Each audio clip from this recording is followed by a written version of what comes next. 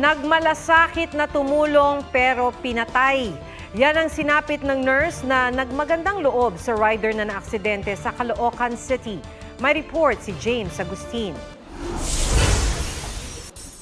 Buhay ang naging kapalit ng pagmamalasakit ng 39 anyos na nurse na si Mark John Blanco. Pauwi na sana siya na makita ang nakasemplang na rider sa barangay 173 Caloocan. Naawa siya dahil nakita niya. Tinulungan niya itong suspect na itayo yung motor.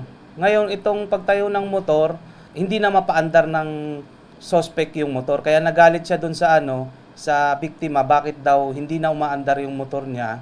Nasawi si Blanco matapos pagbabarilin ng tinulungan niyang rider. Limang anak ang naiwan sa akin. Ano lang po ako, housewife lang po ako. Wala po akong trabaho. Kaya hindi ko alam kung paano bubuhayin yung limang anak. Bukod kay Blanco, nasawi rin ang isang residente tinamaan ng bala sa dibdib. Lumabas lang ang lalaki dahil may narinig siyang humihingi ng tulong. Ang babae ron, sumisigaw na tulong-tulong.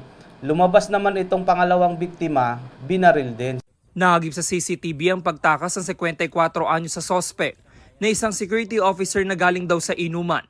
Naaresto siya kalaunan matapos masangkot sa aksidente. Nabawi ng mga otoridad ang baril na ginamit sa krimen. Binaril niyo po ba yung dalawang tao? Hindi ko masasabi, hindi po. Oo, hindi sir. Hindi po. Humingi ako ng tawad, ngayon ng tawad. Kahit kapalit ng buhay ko, okay lang sa akin yon. Mabigyan lang ng ustisya yung bawat pamilyang naiwanan na magpagdusahan niya. Sinampanan ng reklamong multiple murder ang sospek.